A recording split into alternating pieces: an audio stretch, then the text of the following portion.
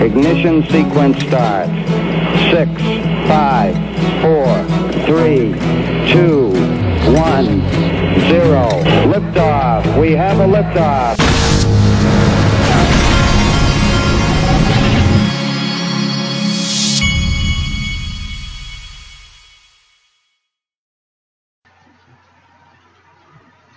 Hey everybody, this is the Digital Asset Investor, and it looks like things are getting a little more interesting. The market as a whole has begun to turn here a little bit, but XRP seems to be leading the way. It's up 6% right now. Let's do a little refresh on that and see what we're looking at. If we go to Coin Paprika here, we're at about, XRP just zoomed up past 40 cents, and it looks like the rest of the market's trying to go green right now. This was 325 billion a bit ago. It's at 328 billion total market cap right now. I want to make a point here. Yesterday I was talking to someone, and they were pointing out that a prominent person in the XRP community had all of a sudden started going kind of negative. And I told that person at the time, I said, listen, that makes me more bullish than ever. If we've got some of the veteran XRP community members that are starting to get a little negative, that means that XRP's been kicked in the teeth about as much as it's going to be kicked in the teeth. And sure enough, we start to go green here. Now, is this the one? Who knows? But it's all, as I've said on this channel for over a year, it's just a matter of time. Now, are you playing and it's not necessarily a long game. It could be a midterm or short-term game, but it has been frustrating for some to watch some of these other digital assets go when XRP's been sitting still, but that's happened. I say it every time. I say it over and over. Every XRP surge that I have seen, before it happened, I had to sit and watch other digital assets go, and I always held my XRP knowing that it would come, and it did. Okay, I want to show you this. These are from Jaquito McPhee, who keeps sending me a lot of great stuff. The first one is this, and I showed this tweet, these tweets yesterday. This guy Eric Dadoon was talking about how XRP was a sleeping giant, and he was talking about how we need to get banking license. And Vice Vin said he was working on banking licenses, and he's working on an app that would be like your bank. And so down here, this guy comes in and he says, "What is the value proposition outside of the XRP community for this? Why would anyone outside of the echo chamber care?" And Vice Vin says, "Send and receive in your own currency.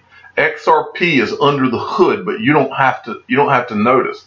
Around the world in 4 seconds." So you're sending in your own currency in 4 seconds. Easy payments. I know, chicken egg, but I hope we can get a few companies to join accepting euro on the XRPL. Start streaming payments on the go. This guy, when the history books are written, is going to have been one of the people who is known to have changed the world. Okay, got this. This was a tweet from Ian Northing, who has been really sending a lot of good, interesting tweets. Now, I want to give a couple of disclaimers here. This is a video about global currency reset. There's a couple of things I don't know, but I want to read what he says first. And you need to give him a following. And I realized something, and I said, duh, to myself recently. His name is Ian Northing, and I've been saying to follow him at LANBINS all this time. Every time I talk about him, well, I don't think that's an L. I think that's an I, because his name is Ian. So follow him at IANBINS. Okay? I felt stupid when it really dawned on me. Sometimes you get in a process and you don't stop to think about what you're saying. Gonna leave this here. Listen from 3/18, posted beginning of March 2019. Global currency reset update for March 10th, 2019. Now, what he's sending here, this is a video, and it's from someone politically incorrect, a Canadian viewpoint. There was a couple of odd things, because I went and looked at this. This is just odd enough that I think that it's interesting that you need to go and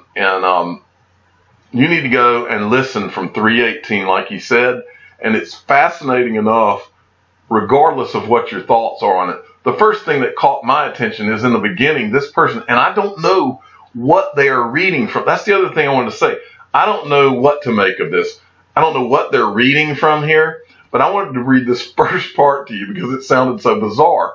According to a March 6, 2019 Institute of Physics of the Earth report sent to Prime Minister Putin, around March 20th, the western coast of the U.S., Mexico, Central and South America was set to experience a catastrophic 9-mega earthquake that would unleash a deadly tsunami with 30-meter high waves.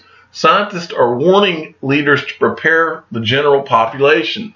I don't have any clue how they think that they can give a specific date that some major earthquake is going to happen. That blew my mind. And then as you go through this, here's another thing that was sounding kind of weird.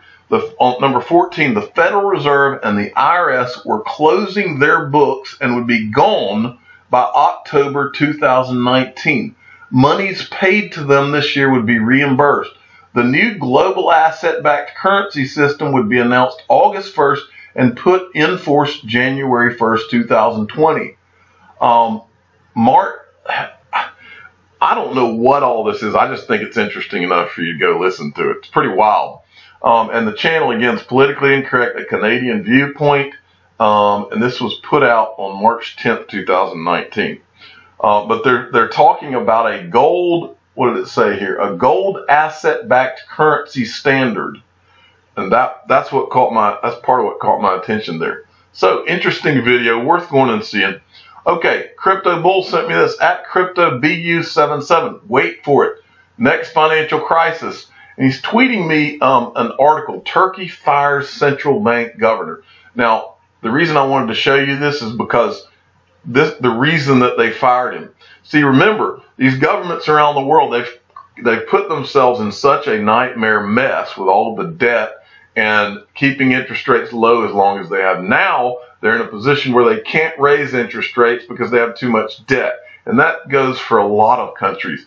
And so what's happened is this poor guy who's trying to do the right thing, and right here it says it. No official reason was given for the sacking, but markets have speculated over recent weeks that Satinkaya, another name to butcher, may be pushed out by the government because of his reluctance to cut interest rates. So he's being fired because he's doing the right thing, because the governments are under such pressure, and they have to cut rates, because if the rates go up, they have to carry the debt with a higher interest rate. That's the problem. They're all in a corner, and anybody who tries to do the right thing and not lower the interest rates gets fired. Okay, next from Michael at VAL5 Links. XRP XLM receiving trading and custody support from Switzerland's Falcon Private Bank. Now, I saw this the other day and I forgot to cover it, so he kind of reminded me here. This is a bank, Falcon Bank in Switzerland, and what was interesting, it says Ripple's native cryptocurrency XRP and its rival cryptocurrency XLM received support via an announcement from a 50-year-old bank, Falcon Private Bank, based in Switzerland. But basically, Falcon has developed and audited processes allowing to execute a broad range of transactions with blockchain assets. Proud to introduce trading and custody for XRP and Stellar Lumens. Discover our full range of blockchain solutions. These banks over in Switzerland and Liechtenstein are leading the way in digital asset custody. And that's not a coincidence, because those countries have been ground zero for the world's wealthy to go hide their wealth for centuries, I believe. And so it's not a coincidence that those countries are jumping to the front of the line on storing digital assets at banks, because they know that some of the wealthiest people in the world are going to be the digital asset holders that saw this all coming. The crypto utility guy at Utility Guy 7 sent me this. Rising institutional investment setting pace for future crypto growth. This is a CoinDesk article. This is kind of interesting. It says the 2013 bubble was driven by technocrats and dark web trawlers. And the 2017 rally was led by the whims of speculative retail traders. 2019's growth belongs to financial institutions who are diversifying stale portfolios and finally have the professional machinery to do so. Last month, in the UK alone, 9 financial institutions for banking and over-the-counter trading were brought into the fold by BCB.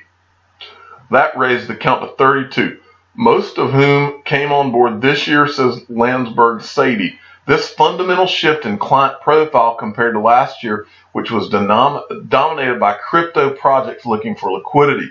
Then they talk about on the horizons. Exchanges are changing their focus from retail traders to institutional traders, providing such customers better ability to customize the front end of their trading platforms and providing APIs that better suit what institutional traders are used to.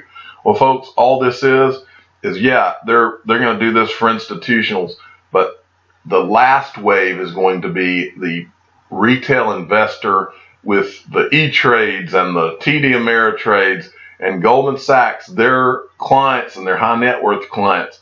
Those retail investors are the ones that will make all these institutional people wealthy beyond their wildest dreams. Next, from XRP Rack and Tour at Crypto Cubanito, sent me this. A geographic breakdown of crypto Twitter. And this was from an article, but this is where the article was written from, is this tweet. Over 38.9% of total Bitcoin tweets come from the U.S. and 10.5% from the U.K. Top 5 countries where Bitcoin is discussed on Twitter: U.S., U.K., Canada, Turkey, India, and Australia. Among those countries that represent at least 0.5% of the total Bitcoin conversations, the following have been the most positive on average when talking about crypto: Peru, Malaysia, Indonesia. Anyway, I'm not going to go into all of these, but there's all kinds of interesting numbers that this person has compiled from crypto Twitter about digital assets, and you might find it interesting. I'm the digital asset investor. I'm not an investment advisor. This is for entertainment purposes only. Please subscribe and hit the like button and tell your friends and family that crypto Twitter is alive about digital assets. And if you want to go find out a lot, just spend a little time surfing around Twitter, and that's where you'll find a lot of interesting conversation. Thank you for listening.